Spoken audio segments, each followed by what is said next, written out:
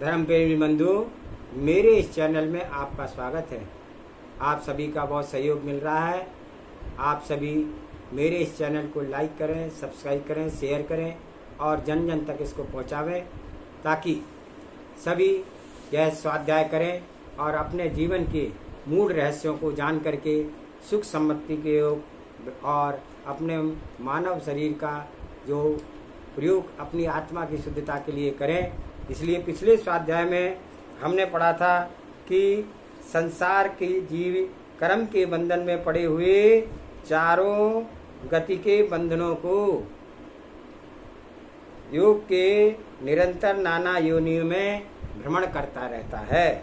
इसलिए निर्मल बुद्धि के धारक अपने हितैषी जीवों को स्वर्ग मोक्ष के दाता जिनेश्वर से प्रणीति सोम अर्थात चंद्र के समान निर्मल धर्म को सदा काल धारण करना चाहिए।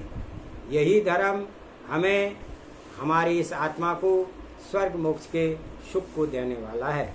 अब हम नौवें सर्ग की स्वाध्याय करते हैं। इससे पूर्व मंगलाचरण करते हैं। मंगलम भगवान वीरो मंगलम गौतमो गणे मंगलम कुंद कुंदाद्योति जैन धर्मोस्तु मंगलम सर्वे श्रोता सावधानते श्रवन्तु।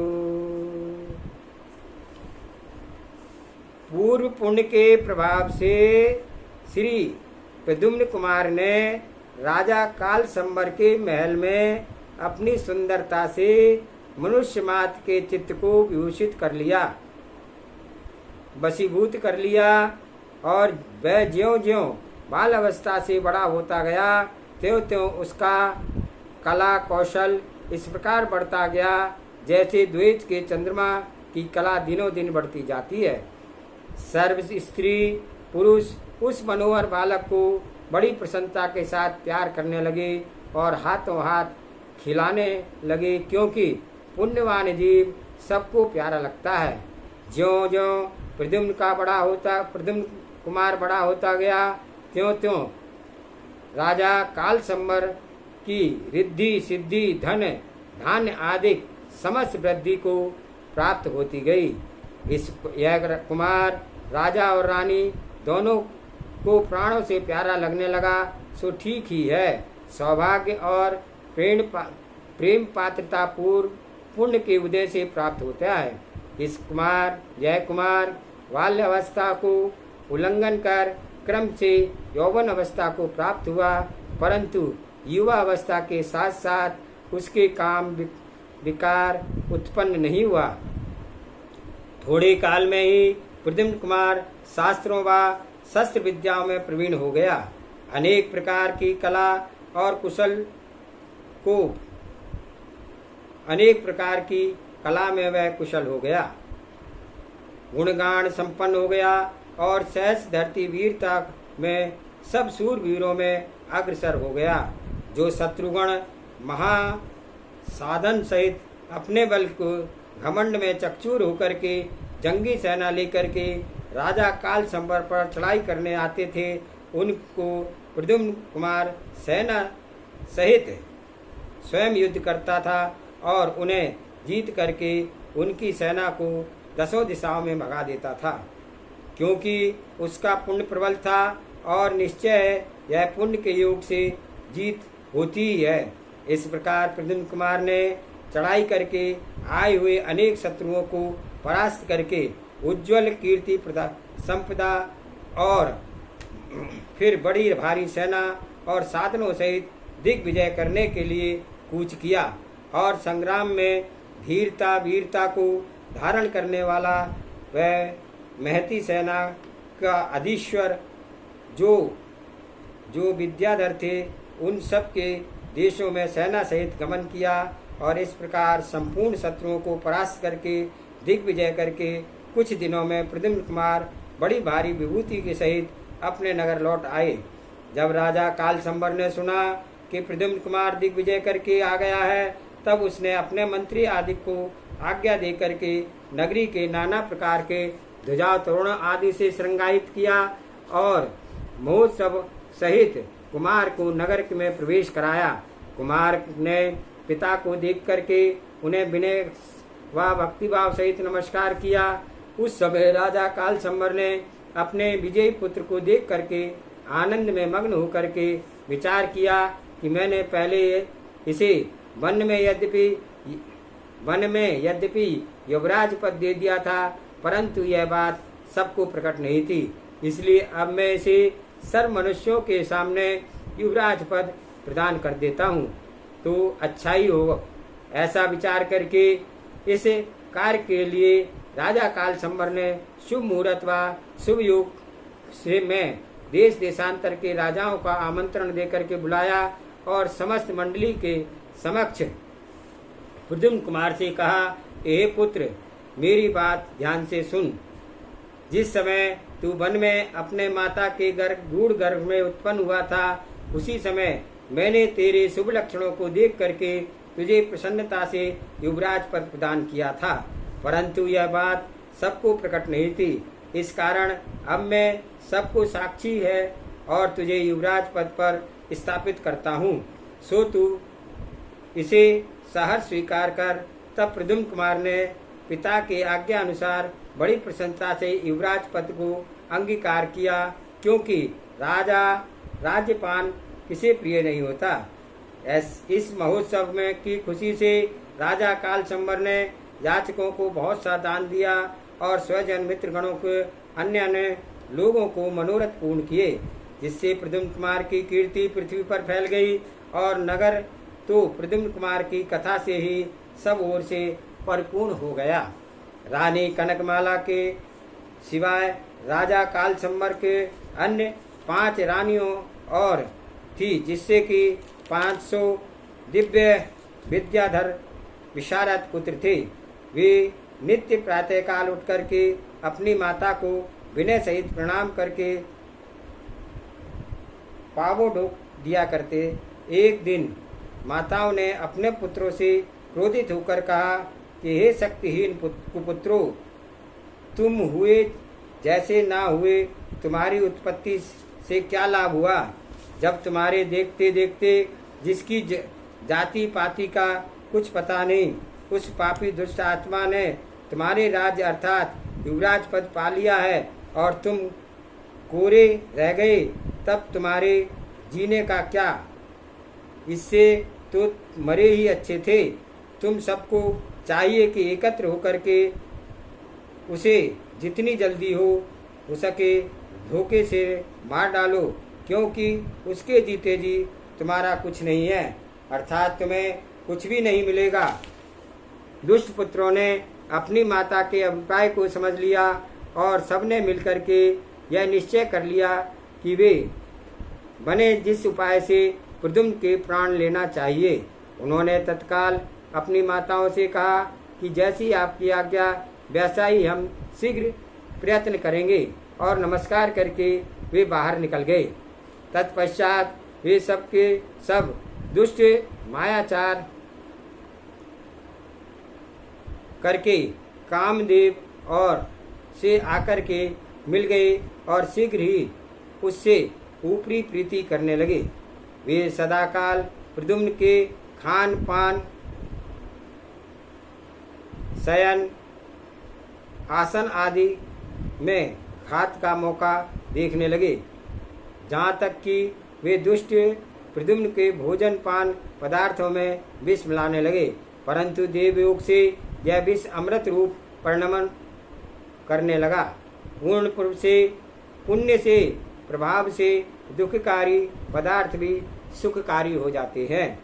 जब दुष्टों ने देखा कि हमने हजारों उपाय रचे, परंतु पुण्य के योग से प्रद्युम्न का कुछ भी ना बिगाड़ सके, तब कुपित होकर के उन्होंने उसे नष्ट करने के लिए एक दूसरा उपाय अपने मन में स्थिर किया। तदनुसार वे दुष्ट भ्राता वज्रदंड को अपने अगुआ बना करके और विश्वास दिला करके प्रद्युम्न कुमार को विद्यार्थ शिखर पर ले गए, और वहाँ उन्होंने जिनेंद्र भगवान को शुभ्र शरद ऋतु के बादलों में आकर को धारण करने वाले शरद ऋतु के बादलों में जिनेंद्र भगवान का शुभ शरद ऋतु के बादलों में आकार को धारण करने वाला 1000 शिखरों वाला मनोहर रत्न स्वर्णमयी जिन मंदिर देखा, उसके भीतर जाकर के उन्होंने सबने जिनेंद्र भगवान की वंदना की। तत्पश्चात जब जिन मंदिर से बाहर निकल द्वार पर खड़े हो गए, तब सबने गिरी शिखर पर गोपुर देखा। तब बजदृष्ट महारधूत बोला भाइयों, मैं तुम्हें एक बड़ी अच्छी बात बताता हूँ, जिससे बड़े विद्याधर कहते चले आए हैं। वह यह है कि जो कोई इस गोपुर के भीतर जाएगा, उसे सुख व राज्य का देने वाला मनोवांछित लाभ होवेगा। तत्पश्चात वह कुशलता से लौटकर आवेगा। यह बात किसी सामान्य पुरुष को भली की कही हुई नहीं है, किंतु वृद्ध विद्याधरों का ऐसा कथन है। यह कदापि असत्य नहीं है। सो तुम सब यहीं तिष्ठो, मैं जाता हूँ और तुम्हारे लिए शीघ्र लाभ लेकर के आता हूँ। तब पराक्रमी प्रद्युम्न कुमार बजदृष्ट से बोला, भाई कृपा कर मुझे आज्ञा दो, मैं तो इस गोपुर में जाकर के लाभ लेकर के आता हूँ। यह कुटिल आशय का धारण। बजदृष्ट बोला, प्रद्युम्न तू मुझसे क्या पूछता है? अच्छी बात है, तू ही जा। तब संतुष्ट होकर के सरल चित्त प्रद्युम्न कुमार शीघ्र ही उस गोपुर में चला गया, जैसे कोई निशंक होकर के अपने घर में घुसता है। कुमार वेग से आगे बढ़ा और बीच में पहुंचते ही उसने ज्यों ही शब्द किया तथा पैरों के द्वार को धक्का दिया। शब्द को सुनते ही भुजंग नामा देव जाग उठा और क्रोध से लाल होकर प्रद्युम्न पर झपटा और बोला, रे पापी दुराचारी अधम मनुष्य, तूने मेरे दिव्य स्थान को क्यों अपवित्र किया? क्या तूने नहीं सुना है कि जो मेरे घर पर पांव भी रखता है उसको मैं देखता ही नहीं मार डालता हूँ। तेरी क्या मौत आई है अथवा किसी ने तुझे बहका दिया है? तब प्रद्युम्न कुमार धीर वीरता से बोला, हे असुरधाम मूढ़, तू क्यों वृथा ही गरज रहा है? तुझ में कुछ बल हो तो मेरे सामने आ और मुझसे युद्ध कर, जिससे कि तुझे मालूम हो जाए कि शूरता किसे कहते हैं और कायरता किसे कहते हैं। ज्यों ही देव ने ऐसे शब्द सुने, त्यों वह क्रोधित होकर के प्रद्युम्न कुमार पर उछला। तब दोनों शूरवीरों में महाभयंकर मल्लयुद्ध हुआ। दोनों गुस्सा मुट्ठी चपेट और हुंकार की ध्वनि से चिरकाल तक लड़ते रहे। अंत में भुजंग नामा देव हार गया और वह कुमार के चरणों में गिर करके नमस्कार करके बोला, हे नाथ, मैं आपका चाकर हूँ और आप मेरे स्वामी हो, इसलिए मुझ पर कृपा करो और मेरा अपराध क्षमा करो। इस प्रकार विनय से प्रसन्न करके देव ने श्री प्रद्युम्न कुमार को एक स्वर्ण में रतन जड़ित सिंहासन पर बिठा दिया और उस पर विराजमान होकर के उन्होंने देव से पूछा कि तुम कौन हो और किस वास्ते इस पर्वत की गुफा में रहते हो? विनय से अपने शरीर को झुका करके देव बोला, स्वामी, मैं सत्य सत्य निवेदन करता हूँ कि आप ध्यान से सुने। मैं यहाँ आपके लिए ही चिरकाल से निवास करता हूँ और आपका खुलासा हाल इस प्रकार से है। इसी विजयात पर्वत पर अलंकार नाम का एक उत्तम नगर है, जो समृद्धशाली लोगों से सघन हो रहा है। उसमें एक गुणों का सागर कनकनाभी नाम का राजा राज्य करता था, जिसकी अनिला नाम की रानी पवित्रता की धुरी को धारण करने वाली थी। राजा रानी इच्छा अनुसार क्रीड़ा करते हुए सुख से राज करते थे, जिससे कि आनंद में मग्न होकर के उन्होंने व्यतीत हुआ समय नहीं जाना था। कुछ दिनों में स्वर्ग से चह करके अतिशय सुंदर और गुणवान पुत्र ने, जो कि देवों के समान था, उनके यहाँ अवतार लिया और उसका हिरण्यनाभि नाम का नाम रखा।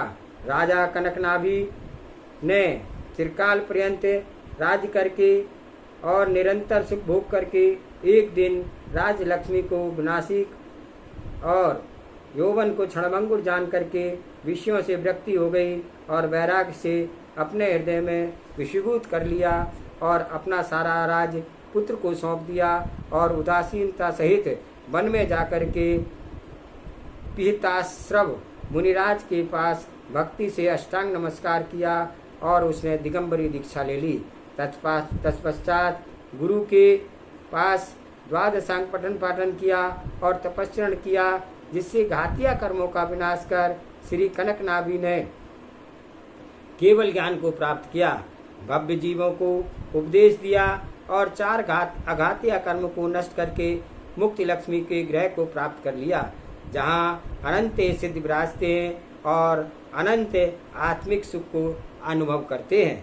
तदंतर राजा हिरण्यनाभि कंटक रहित और शत्रु से रहित होकर के राज्य का कारभार उत्तमता से चलाने लगा। एक दिन जब हिरण्यनाभि राजा अपने महल की ऊपर तिष्ठा हुआ था, उसी समय उसने बड़ी भारी विभूति और बड़ी भारी सेना सहित किसी दैत्येंद्र को राज्य को देखा और उस आश्चर्य कारक राज्य संपदा को देख करके उसने अपने मन में सोचा कि मेरा राज्य संपदा इससे तो बिल्कुल हीन है, इसलिए धिक्कार है और मेरे जीवन को व मेरी राज्य विभूति को मैं भी ऐसे ही कोई विद्या साधन करूं, जिससे कि मुझे मनोवांछित राज वैभव प्राप्त हो। बहुत बार विचार करके उसने इस बात को दृढ़ संकल्प कर लिया कि अपने छोटे भाई को राज्य का कारभार संभाल करके आप विद्या साधना सिद्ध नामक वन में चला जाएगा और तपस्या करने से उद्यत होगा। वहाँ उसने गुरु के द्वारा पाई हुई विद्याओं का साधन किया और तत्पश्चात पुण्य के प्रभाव से रोहिणी विद्या का साधन करके और उसी सिद्धि से अतिशय प्रसन्न होकर के महान उत्सव सहित उसने अपने अलंकार नामक नगर को लौट आया और छोटे भाई से राज्य का कारभार अपने हाथ में लेकर के अंकुश रहित स्वतंत्र होकर के राज्य करने लगा। विद्याओं के द्वारा साधन किया हुआ वैभव इंद्र के समान शोभित होता था। इस प्रकार राजा हिरण्यनाभि ने पुण्य के प्रभाव से चिरकाल तक राज सुख भोगा। एक दिन वह राजा संसार से निस्सार जान करके वैराग्य को प्राप्त हो गया और तत्काल ही राज्याभिषेक पूर्व अपने पुत्र को विभूति संपन्न राज सौंप करके नमिनाथ स्वामी के समूह शरण में गया और उसने जिनेश्वर को नमस्कार करके परम भक्ति से हाथ जोड़कर से विनती की कि हे भगवान, यह संसार असार है, मुझे इस बात का भलीभांति से श्रद्धान हो गया है। मैं अनादिकाल से संसार में रुल रहा हूँ, अतएव हे 3 भुवन के नाथ, संसार को नाश करने वाला कोई उत्कृष्ट व्रत मुझे प्रदान करो। तब नमिनाथ स्वामी ने उत्तर दिया, हे भव्य, तूने भला विचार किया है। जिनेश्वरी दीक्षा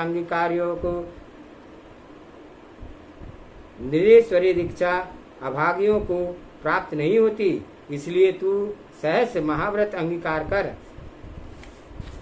जिस समय राजा हिरण्यनाभि दीक्षा ग्रहण करने को तत्पर हुआ, उसी समय विद्याओं ने हाथ जोड़ करके विनती की कि हे नाथ, आप तो अब जिनेन्द्र भक्ति की दीक्षा लेते हो, हम आपके बिना अनाथ हो जाएंगे, बतलाओ अब हम क्या करें। यह सुनकर राजा हिरण्यनाभि ने श्री नमिनाथ स्वामी से पूछा, हे भगवान, इन विद्याओं का क्या करना चाहिए? इनका स्वामी कौन होगा? तब दया कर प्रकट कीजिए। तब जिनेन्द्र की दिव्य ध्वनि खिरी कि हे वत्स, इन विद्याओं को का तू स्वामी होकर के स्वामी होनहार है, उसे मैं पहले ही बताता हूँ, सो ध्यान से सुन। हरिवंशी शिरोमणि श्री नेमिनाथ तीर्थंकर के जो ज्येष्ठ भ्राता नवमे नारायण द्वारकानाथ श्री कृष्णराज होंगे, तब उनके जो गुणवती रुक्मणी नाम की स्त्री होगी, उसके गर्भ से उत्पन्न प्रभाव से प्रद्युम्न नाम का महाबली पुत्र होगा। सो तब वह मणि गोपुर में आवेगा। तभी बलवान पराक्रमी वीर धीर गंभीर रूपवान कुमार इन विद्याओं का स्वामी होगा। इन जिन भगवान के मुख से ऐसी वार्ता सुनकर के राजा हिरण्यनाभि ने मुझसे कहा कि कोई गर्भशाली बलवान तथा सर्वमान पूर्ण मणि गोपुर में आवेगा और तुम उससे युद्ध करने को कमर कस के तैयार हो जाओ। यही इन सब विद्याओं का नायक होगा। इसलिए तुम गोपुर में जाओ और वहीं टिष्ठो। इतना कह करके राजा हिरण्यनाभि ने दीक्षा ग्रहण कर ली और उनके शास्त्र पठन किए और आत्मस्वरूप का ध्यान किया। अघातीय कर्मों को विनाश कर केवल ज्ञान प्राप्त किया और अंत में अघातीय कर्म को निर्मूल से करके परम पद को प्राप्त हुए।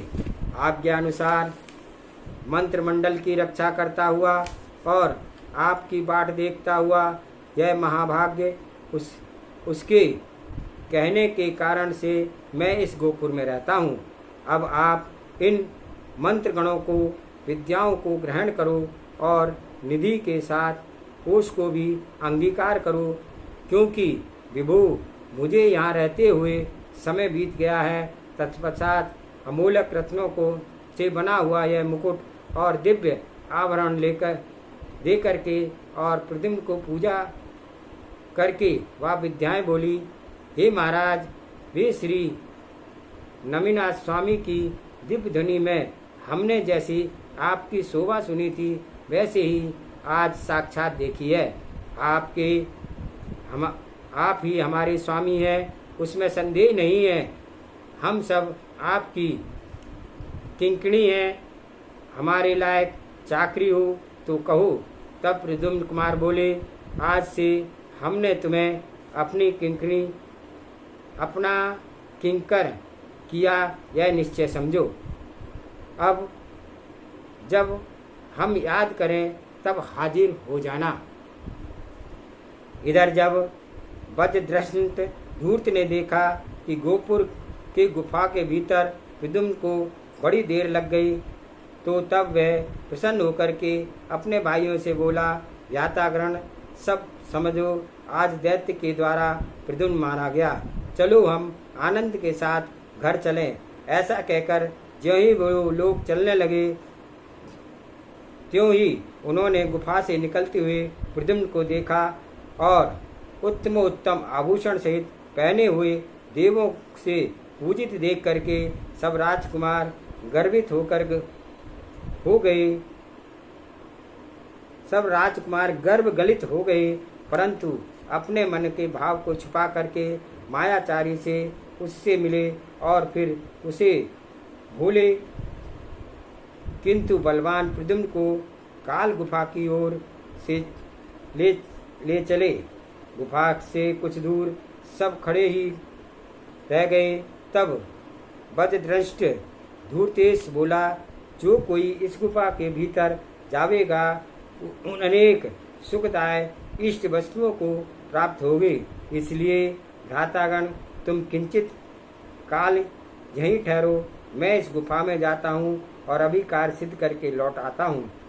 यह सरल स्वभावी प्रद्युम्न बोला, भाई साहब, कृपया मुझे भी इस गुफा में भेजो तो अच्छा होगा।